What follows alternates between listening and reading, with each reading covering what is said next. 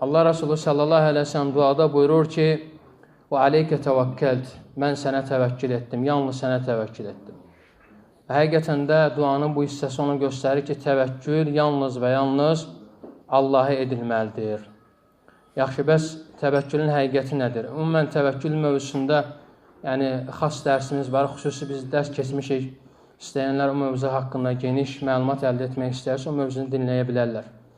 Təvəkkül, odur ki, insanın dini və dünyəvi işlərdə Allah Subhanahu wa ta'ala etimad etməsi və ona etibar edib Allaha sığınmasıdır.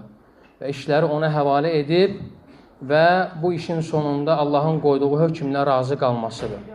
Və təvəkkül də qəlbi əməldir, qəlbi qulluqdur. Və insan Allaha təvəkkül sayəsində bilir ki, Allahın hər bir şeyi, elmi hər bir şeyi üstələyib və bu elm ona kifayət edir ki, əgər qul Allaha işləri həvalə edibsə, bilir ki, həqiqətən Allah Subhanahu wa ta'ala sözsüz ki, sonunda onun işlərini gözəlləşdirəcək, qaydasını salacaq. Təbii ki, insan təvəkkül ilə birlikdə ona vacib olan odur ki, əmr olunmuş səbəblərdən yapışmalıdır, buyurulmuş səbəblərdən, və buna səy göstərməlidir, çalışmalıdır, səbəbləri tərk etməməlidir. Və həmçinin də əksi olan çirkin səbəblərdən, murdar və iyrənc şeylərdən uzaq olmalıdır, bunlardan yapışmalı deyil.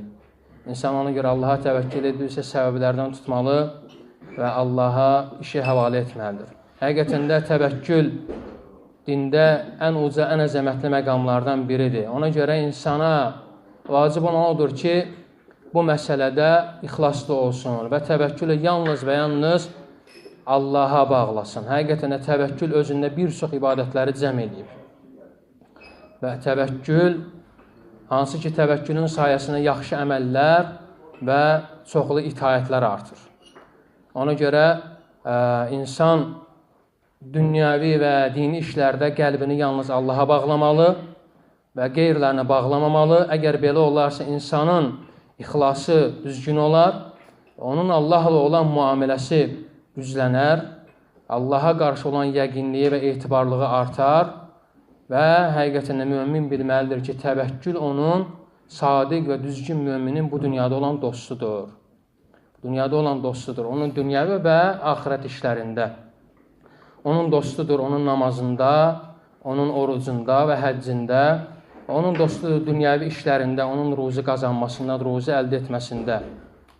Həqiqətən də təvəkkül mövzusu mühüm mövzudur. Ona görə insan işlərində çalışmalıdır ki, daimən alimlərin Rəbbi olan Allaha təvəkkül etsin.